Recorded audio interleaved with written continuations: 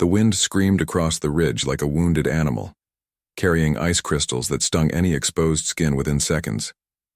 Chen stood at the base of Mount Kaskawulsh, staring up at the brutal landscape that would become her home for the next 3 months.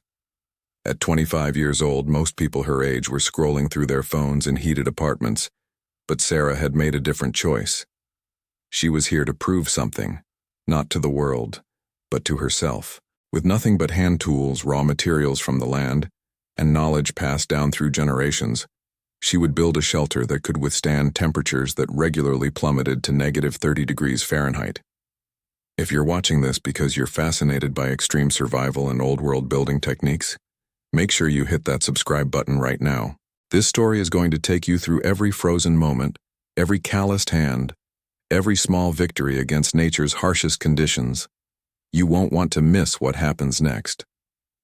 The following story is presented as a narrative reconstruction. Sarah's breath formed clouds of vapor that froze instantly in the air before her face.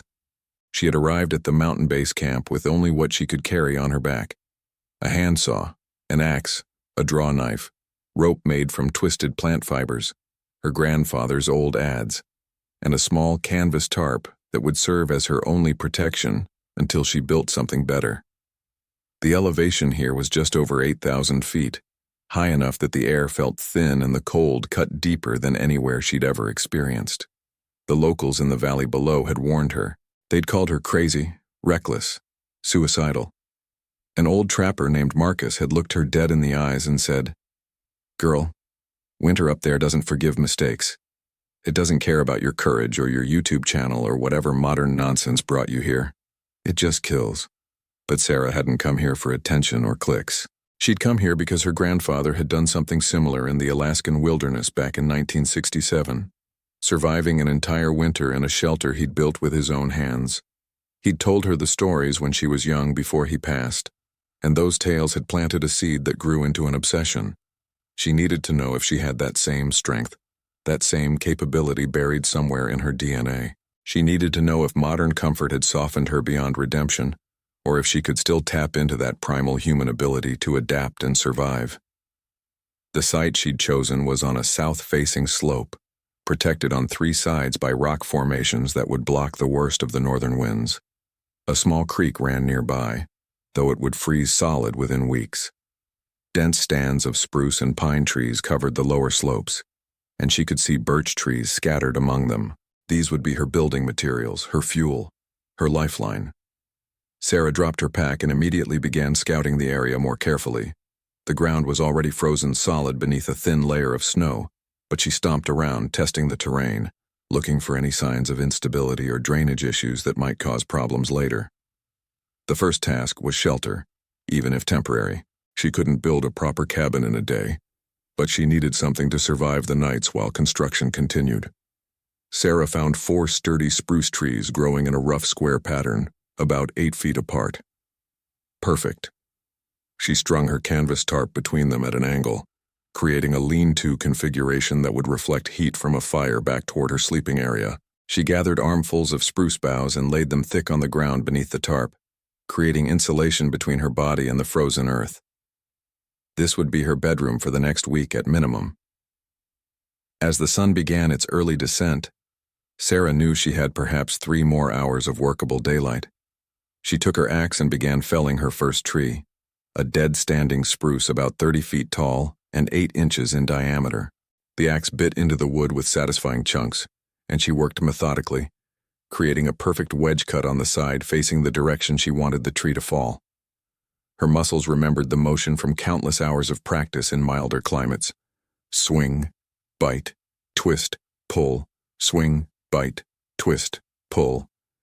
The rhythm became meditative, and soon the tree began to creak. She moved to the opposite side and made her back cut, and with a final crack that echoed across the mountainside, the spruce toppled exactly where she'd intended. She limbed the tree quickly, removing branches with efficient axe strikes, then began the laborious process of bucking it into logs. Each piece she cut was measured carefully, about 8 feet long. These would become the walls of her cabin. By the time darkness forced her to stop, she had processed 3 trees completely and had 12 usable logs ready for construction. Her arms burned with fatigue, and her hands were starting to blister despite the thick calluses she'd developed over months of preparation. That first night was a test of will.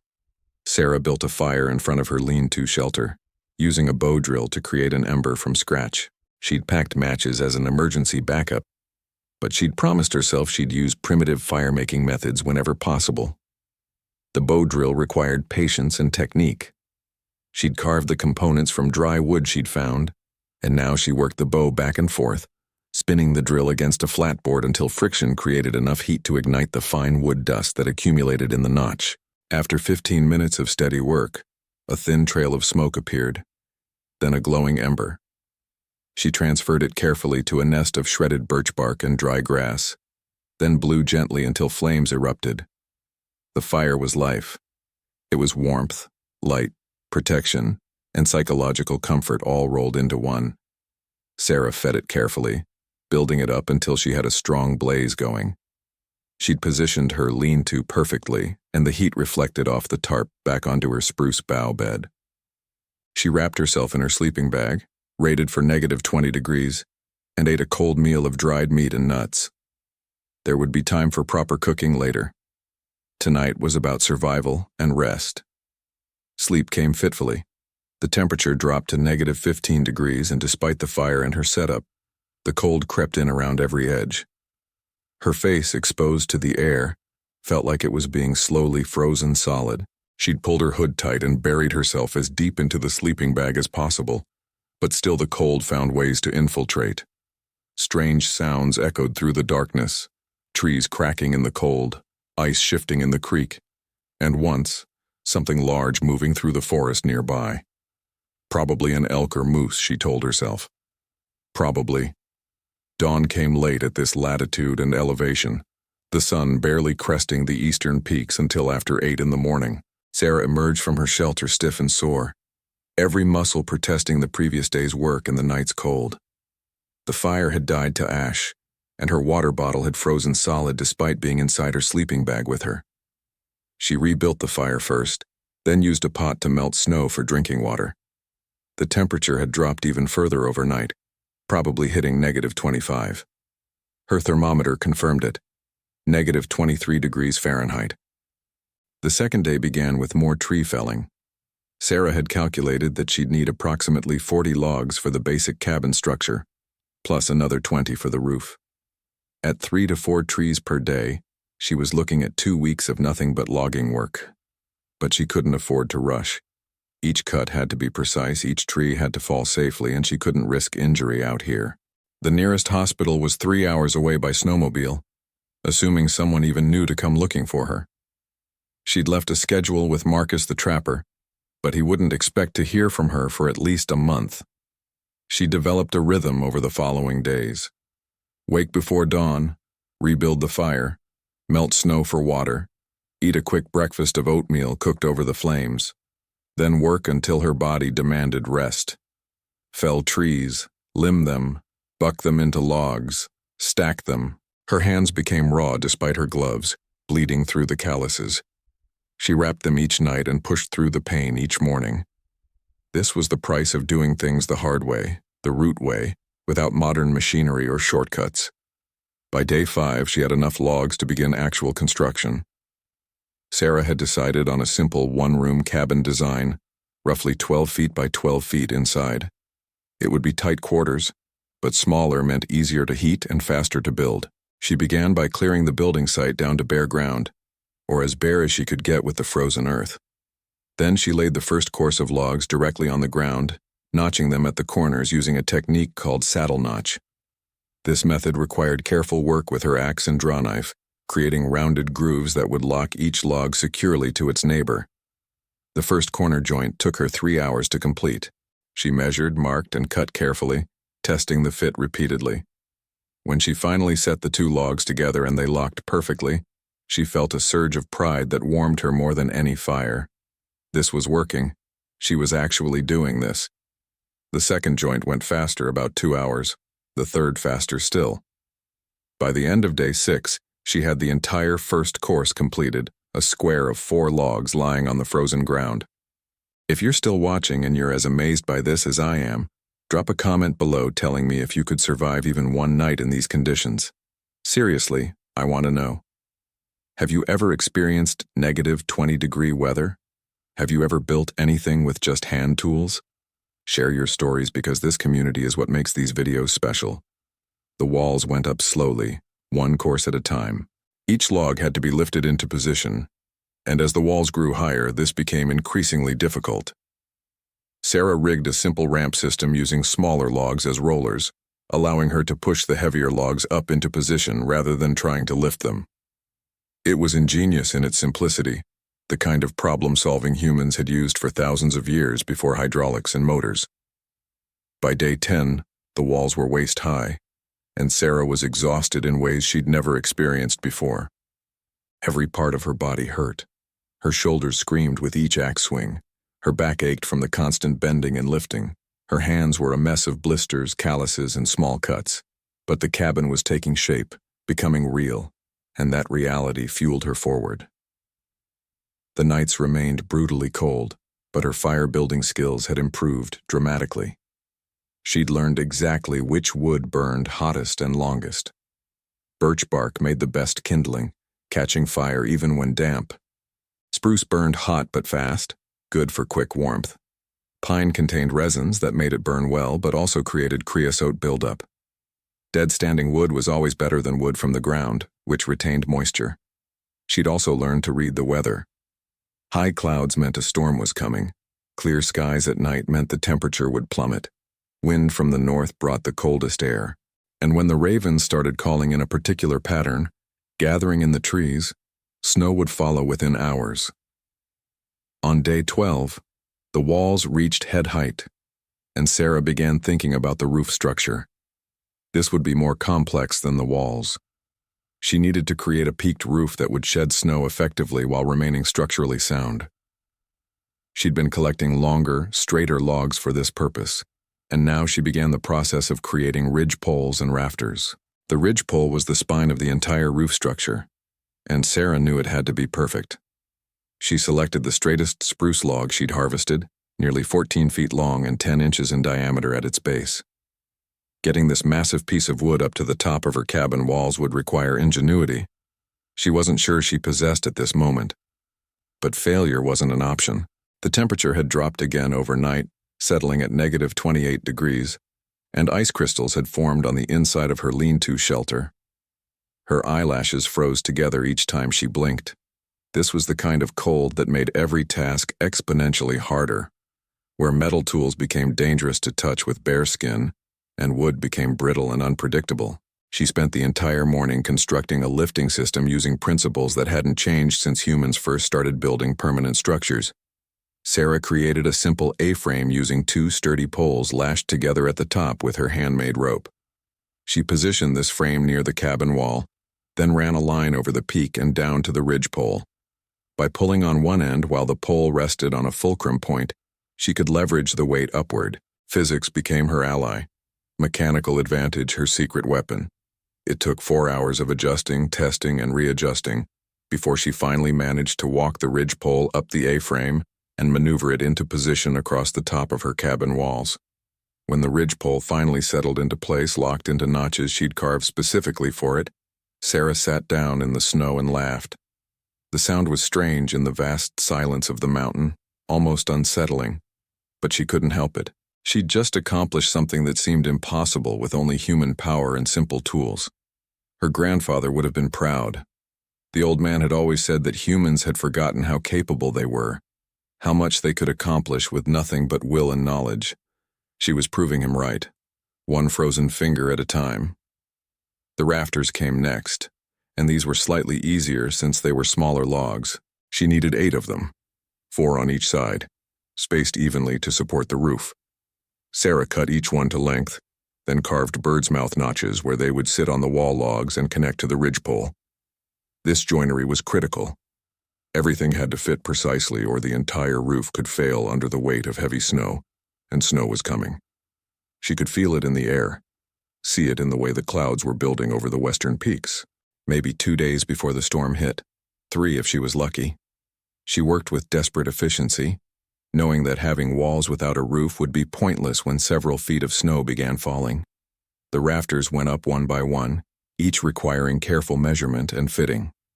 By nightfall of day 13, all 8 rafters were in position, and the basic roof structure was complete. It looked skeletal and vulnerable, but it was progress. Sarah allowed herself a slightly larger dinner that night, cooking a proper meal of rice and dehydrated vegetables over her fire. The hot food was a revelation after nearly 2 weeks of mostly cold meals eaten quickly between work sessions. Day 14 began with the overwhelming task of creating roof coverage. Sarah had been collecting materials for this throughout the construction process. She'd split thin boards from straight-grained logs using wooden wedges and her axe, a process called riving, that produced boards far stronger than anything a saw could create because it followed the wood's natural grain. She'd also stripped massive sheets of birch bark from dead trees, careful to take only from trees that were already deceased. This bark would serve as a waterproof layer beneath the wooden shingles. The work was meticulous and demanding. Each board had to be shaped to overlap properly with its neighbors, creating a shingled pattern that would shed water and snow. She started at the bottom of the roof and worked upward, securing each row with wooden pegs she'd carved. She had no nails, no screws, no metal fasteners of any kind. Everything was held together by friction, gravity, careful joinery, and pegs driven through pre-drilled holes. It was the way buildings had been constructed for thousands of years, and it worked because the design accounted for natural forces rather than fighting against them. The birch bark went down first, overlapping sheets that she secured with thin strips of spruce root she'd harvested and processed. Then came the riven boards, each one placed carefully and pegged in position. Her hands were so cold that she had to stop every 20 minutes to warm them by the fire. The wood was so frozen that drilling peg holes required significantly more effort than it would have in warmer weather. Everything took longer, required more energy, demanded more patience. By the end of day 15, she had half the roof completed.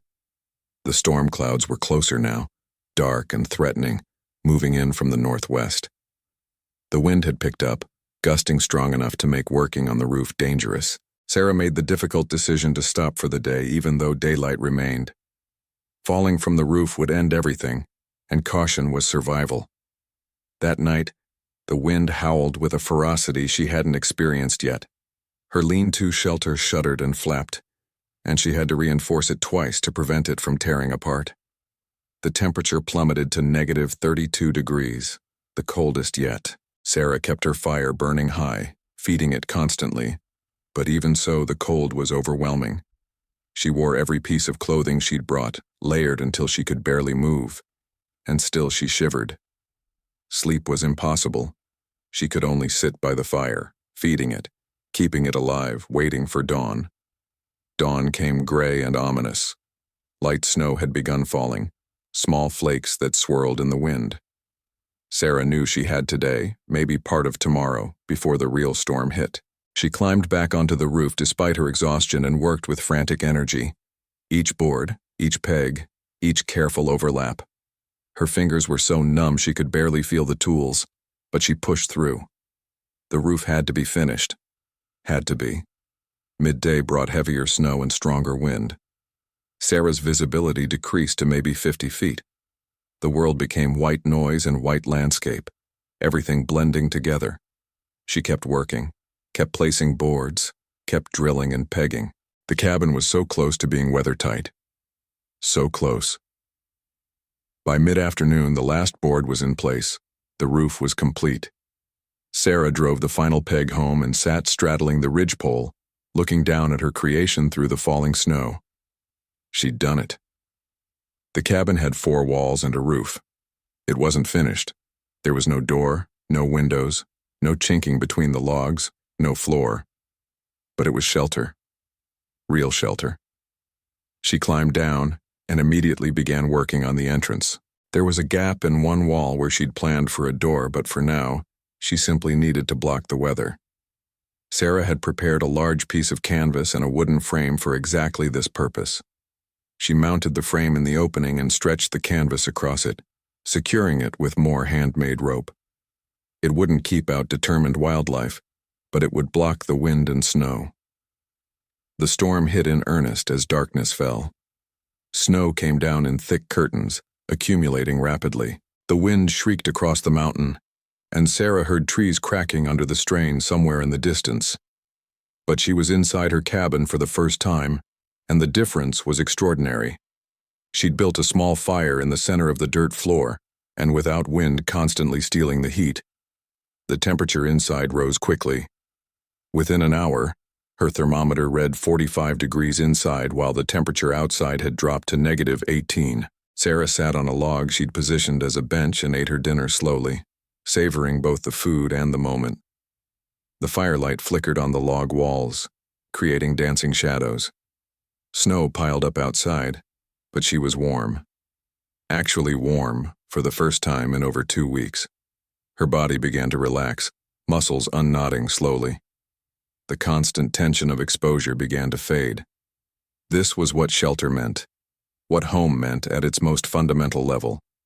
Protection from the elements, warmth, safety. The storm raged for 3 days. Sarah spent that time working on interior improvements, grateful to be out of the weather. She chinked the gaps between the logs using a mixture of moss, small sticks, and mud she'd collected before the ground froze completely.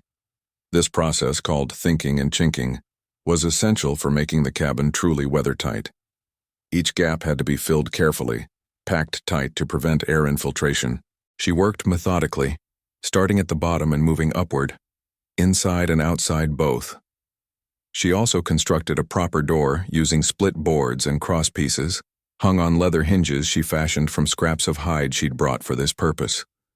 The door was heavy and crude but functional, swinging open and closed with a satisfying solidness. She carved a simple latch that could be operated from inside or outside, and suddenly the cabin felt like an actual building, rather than just a pile of logs.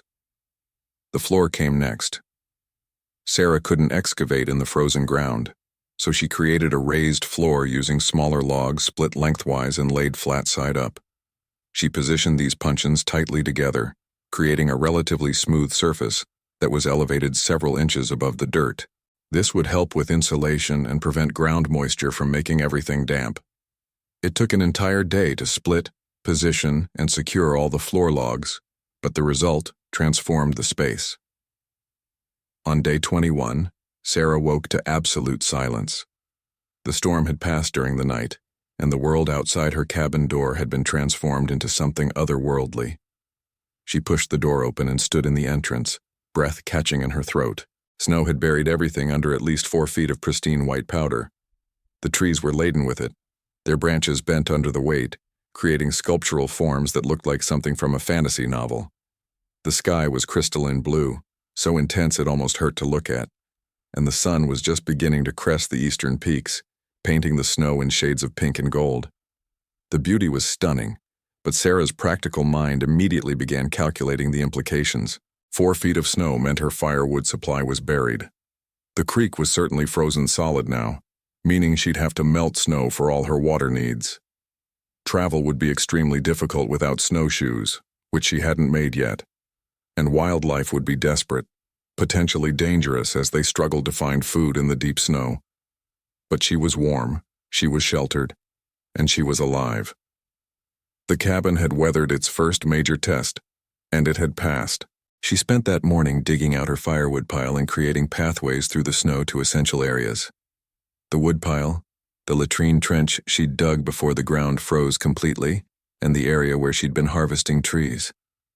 The work was exhausting, each shovelful of snow requiring significant effort in the thin mountain air. Her lungs burned, her muscles screamed, but she kept going. This was survival now, a constant series of tasks that all needed completion just to maintain basic existence.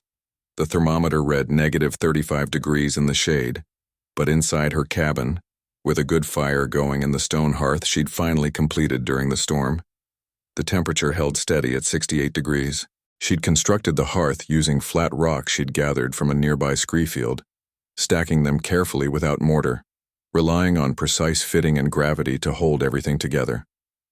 The chimney was similarly constructed, rising through a carefully carved hole in the roof that she'd sealed around the edges with clay and stones. It drew beautifully, pulling smoke up and out while radiating heat into the small space. With the cabin essentially complete and weathertight, Sarah turned her attention to the challenge of achieving and maintaining the 87-degree internal temperature referenced in her mission parameters. 68 degrees was comfortable, livable, but she wanted to prove that even in these extreme conditions with nothing but primitive materials and methods, she could create an environment warm enough to be genuinely comfortable, even luxurious by wilderness standards. The key, she knew, was thermal mass and insulation.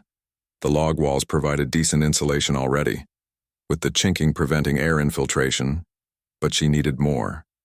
Sarah began by insulating the ceiling, the place where heat loss would be most significant. She constructed a framework of small poles attached to the underside of the roof rafters, creating a suspended ceiling about 8 inches below the actual roof. Into this space she packed a thick layer of dried moss and grasses she'd harvested before the snow came, materials she'd been storing in a protected area specifically for this purpose. The difference was immediate and dramatic.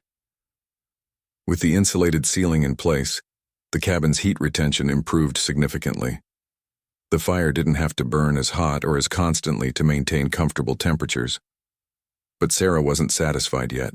She wanted more, wanted to push the boundaries of what was possible. She began insulating the walls as well, attaching frameworks similar to the ceiling and packing them with insulating material. The cabin's interior dimensions shrank slightly, but the thermal performance increased dramatically. Next came the floor. Cold air is denser than warm air, and it sinks, which meant her floor was a significant source of heat loss despite the raised puncheon construction. Sarah created an insulation layer beneath the floor by stuffing the gap between the puncheons and the ground with more dried moss and grasses. She even added pine needles, which trapped air beautifully and created excellent insulation. The floor became noticeably warmer to the touch, no longer drawing heat from her feet and body when she walked on it. But the real innovation came from her grandfather's stories.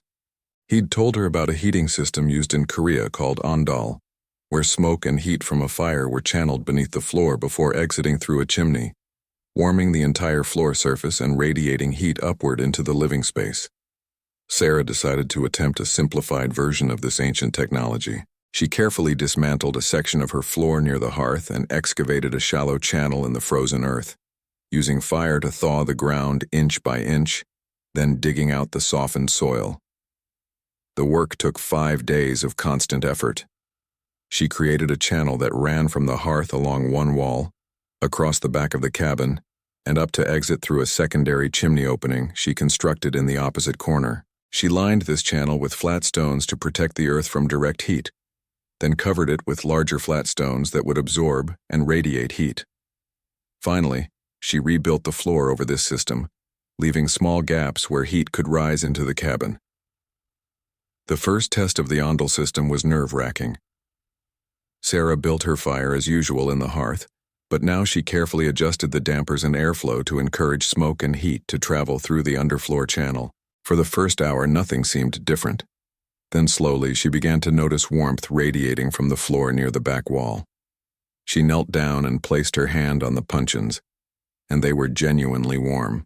Not just less cold, but actually warm to the touch. The system was working. Over the next 2 days, as she refined the dampers and airflow, the cabin's temperature rose steadily. The combination of the insulated walls and ceiling, the heated floor, and the efficient hearth created a thermal environment that seemed almost impossible given the exterior conditions. Her thermometer, hung in the center of the cabin away from the direct heat of the fire, read 79 degrees. She was close, so close to her goal. The final improvements came from attention to small details. Sarah sealed every tiny gap she could find using thin strips of bark and moss to eliminate air infiltration. She created an insulated inner door by constructing a second canvas barrier about a foot inside the main door, creating an airlock effect. She even insulated the door itself by attaching layers of bark and moss to its interior surface. Every modification, every small improvement, added another degree or two to the internal temperature. On day 32, with the exterior temperature at -38 degrees Fahrenheit, her thermometer inside the cabin read exactly 87 degrees. Sarah stood in the center of her tiny home, wearing only a light wool shirt and pants, bare feet on the warm floor, and felt a surge of emotion so powerful it brought tears to her eyes. She'd done it. She'd actually done it. In the middle of one of the harshest environments on Earth, using nothing but hand tools, raw materials, and knowledge, she'd created a space that was genuinely comfortable, warm enough to be in shirt sleeves, while a killing cold raged just beyond her walls. Standing there in her handmade sanctuary, Sarah thought about her grandfather and all the ancestors who'd survived winters like this throughout human history. They hadn't had modern technology or conveniences, just knowledge passed down through generations and the determination to keep going. She'd proven that those skills weren't lost, that a person could still thrive using ancient methods if they had the will to learn and the courage to try. The mountain had tested her in every way possible, and she'd emerged stronger, more capable, more connected to the fundamental human experience than she'd ever imagined possible. As night fell and the temperature outside dropped to -40, she sat by her fire in perfect comfort, knowing she'd accomplished something extraordinary.